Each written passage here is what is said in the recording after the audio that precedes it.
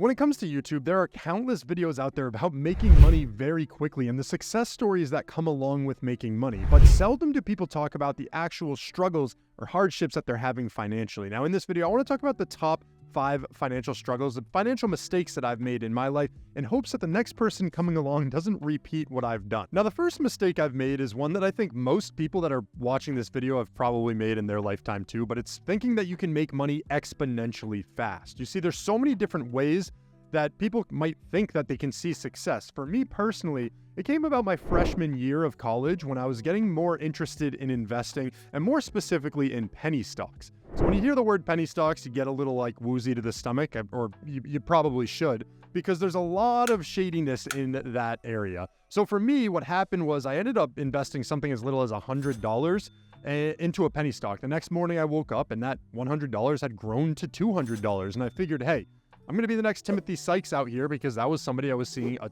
ton on my feed who was promoting these different penny stocks.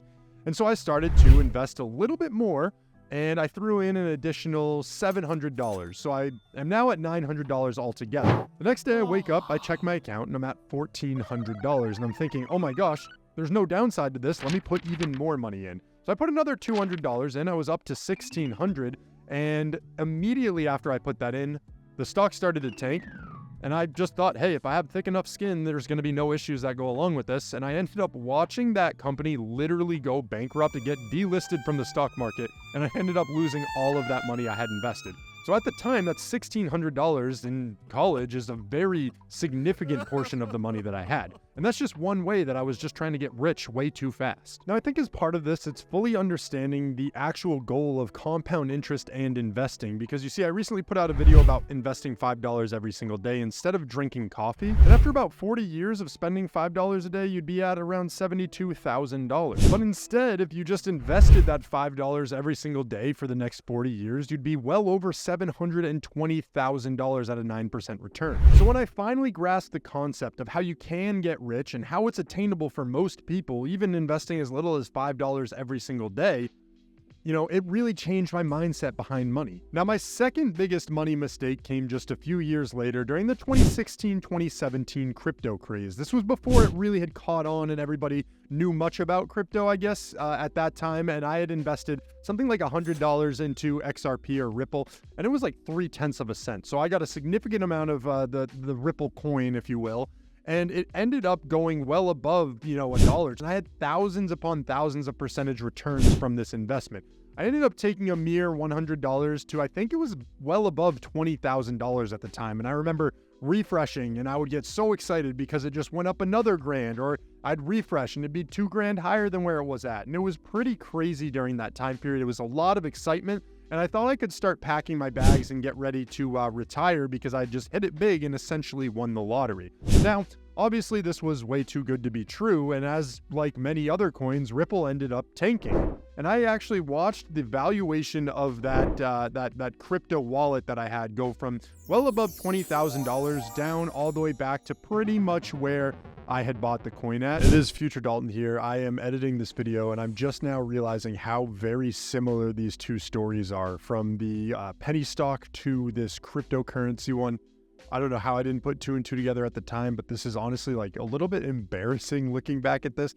And I didn't even realize while I was recording this either. So I don't know what was going on through my mind there, but I'm so disappointed in myself. What this taught me was that some things just might be too good to be true. I literally had no knowledge about the coin, what it did, or the technology behind it, but I was blindly just putting money into it. And I remember I could have taken profits at any time, or at least came up with a plan to lock in some gains, which I would completely do now. Now, the third money mistake that I've made is buying the rental duplex that I have purchased, because if you guys have watched this channel for a while, you'll understand exactly why. I basically put out this video about how I renovated the world's worst duplex, and I feel like that's not an exaggeration. I'd highly recommend checking out that video. It completely flopped when I posted it on my channel, but I think it's one of my best edited and most entertaining videos yet. However, just in a nutshell, I went from renovating this property that had been infested with cockroaches, had bees nests in the kitchen, had to evict a raccoon, the floors are caving in. There's no foundation whatsoever. It was just the most absurd scenario that I had no idea what I was getting myself into, and I felt like everything was going to be fine. Now, $115,000 into it and still finishing up some projects, it's been quite the endeavor for me. That's going to take me a long time to recoup that financially. I think some of my biggest takeaways from this is making sure that you have a plan when it comes to big investment decisions, such as buying a property like this, right? I actually took what I thought were the correct precautionary measures. I had an inspector on the property who didn't identify any of the issues. There was a lot that kind of added into this decision, but I felt the pressures of the external market. I really wanted to get into real estate, and being a naive, younger investor in real estate, I just wanted to bite the bullet and get in. And that's exactly what I did. I couldn't take no for an answer. I think as part of this, I've kind of matured in a way, in the sense of I am a rather impatient person, and everything with this property has taught me the value of patience. And again, I'm going to have to be patient for this property to end up paying itself off. In the long run, I think it's going to be a decent decision, but in the short run, had I invested in quite literally any other duplex in the market in my area, it probably would have been a better decision. So the fourth money mistake that I've made is one that I think a lot of the younger viewers will deal with as well. It's just kind of being young, naive with your money and not necessarily understanding that other people don't always have your best interest at mind. The one example that I want to bring up for this is when I was looking at addressing a lot of the problems with the house, one of the biggest issues was the foundation, and that's what I needed to take care of first. Now, as part of that process, I had a company come in to give me a quote on what it would take to pour new foundation walls and fix up and shore up some of the areas that needed to be addressed. The guy came in and he looked at the property, he was asking me a bunch of questions. How long have I owned the building? What's my plans with real estate? And basically, he was just feeling out me as a person, it felt like. He was asking me things like if anybody else has come in and quoted the job, or are there any alternatives I was considering? And he ended up, at the end of the day, giving me a quote around $42,000 with $2,000 taken off if I had signed right then and there.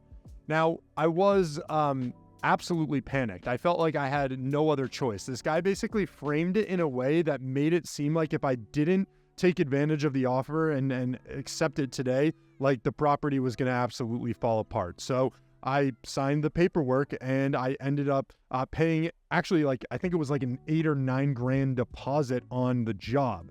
And so I quickly talked to friends, family, and other people around me, and they thought that was absolutely absurd. So basically I start listening to other people and I immediately contact the company, which I talked to the guy who came over and quoted. He was very upset that I was pulling my money out, even though in the company policy, there was a 3-day back out policy where you could get all your money back. Everything that you had put into it, you could just take it out and move on to the next one. Well, I am so grateful for the people around me that steered me in the right direction and told me, hey, you need to get several quotes for everything that you're doing because you're just going to get taken advantage of. And that's exactly what happened. You see, the actual value that I ended up paying to shore up the foundation, and though I did a lot of the work with the people myself too to help cut costs, it was only $7,500. Quite the significant difference from around 40 grand. And that was just one scenario. When I had all these different people coming in and giving quotes, I found that there was always one or two of them that were just blowing smoke and trying to come up with a very high number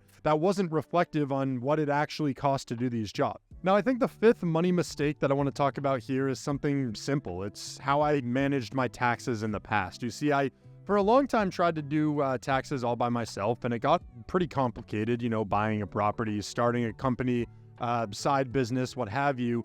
And something that ended up taking off and doing extremely well for a while financially, I decided that I would do my own taxes. And I remember one year I paid about $40,000 in taxes, which was just absurd at the time, not realizing how many things I could actually write off as part of my business expenses to lower what was going on. So I would say if you guys are, starting businesses and you're starting to see some financial gains, and understanding the different premises about what you can and can't do as a business is really important.